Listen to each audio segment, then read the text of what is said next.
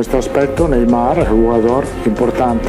কেবল আবেগের বসে নেইমার বিশ্বকাপে দলে ডাক পাবে না, কড়া বার্তা আনচেলত্তির। নেইমারের ফিটনেস নিয়ে যা বললেন কোচ আনচেলত্তি। নিঃসন্দেহে কোচ আনচেলত্তির কাদের বোঝাটা অনেক ভারী। বারে কোয়ার্টার ফাইনাল থেকে ফিরে ব্রাজিলকে, তার 2026 বিশ্বকাপের ব্রাজিল দলকে পরিচালনা করতে হবে। কারণ হলো দলের অনেক খিলাড়ি ইনজুরিতে আছেন, তাই দলের ভারসাম্য করতে হবে এবং প্রত্যেকটা বিভাগে পর্যাপ্ত খেলোয়াড় খুঁজে পাওয়া, অনেক সতর্কতা পালন করতে হচ্ছে তাকে। কারণ হলো ভালো খেলোয়াড়দেরকে বাছাই করা এক কাম, আর নেইমার জুনিয়রকে বাছাই করার চাপ তো আরো আছেই। তবুও নিজের অবস্থান থেকে একটু নড়চড় হয়নি কোচ আনচেলত্তি। 18 মে ফিফা ফুটবল বিশ্বকাপের চূড়ান্ত স্কোয়াড ঘোষণা করবেন ব্রাজিল কোচ। বিশ্ব ফুটবলের সর্বোচ্চ সংস্থার কাছে আগেই 55 জনের প্রাথমিক দল জমা দিয়ে রেখেছেন। সেই দলে আছেন নেইমার জুনিয়র। চূড়ান্ত দলে জায়গা পেতে সান্তোসের এই তারকার ফর এবং ফিটনেস শতভাগ ঠিক থাকতে হবে, কোচ আনচেলত্তি বলছেন। কোচ আনচেলত্তি আগেই বলেছেন নেইমার জুনিয়রের ফিটনেস ভালো না থাকে নেইমার জুনিয়রকে দলে নেওয়া হবে না, কিংবা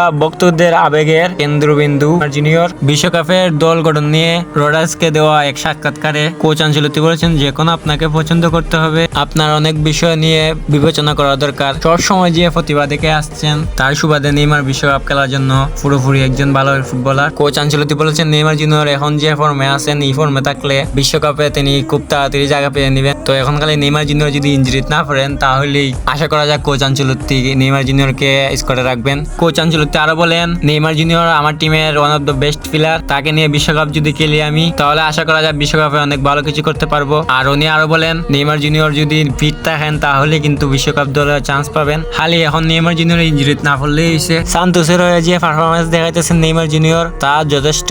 নেইমারের পরে ভিনিসিয়াস জুনিয়র আছেন কোচ আনচেলত্তির প্রধান চয়েস। কারণ হলো কোচ আনচেলত্তি বিনিকে নিয়ে রিয়াল মাদ্রিদ দলে কাজ করছেন, তো বিনি কিরকম প্লেয়ার তিনি জানেন খুব ভালো করেই। কোচ আনচেলত্তি নেইমারের পরে প্রধান চয়েস ভিনিসিয়াস জুনিয়র। তো ভক্তদের চাওয়া হলো নেইমার জুনিয়র ব্রাজিল টিমে কোন সময় আসবে তার খেলা দেখবার জন্য ভক্তরা পাগল হয়ে রয়েছেন। আশা করা যায় নেইমার জুনিয়র এবারে বিশ্বকাপ খেলবেন। এখন শুধু 18 তারিখ দেখার পালা নেইমার জুনিয়র কি দলে থাকেন কিনা, সবকিছু কোচ আনচেলত্তির কাছেই।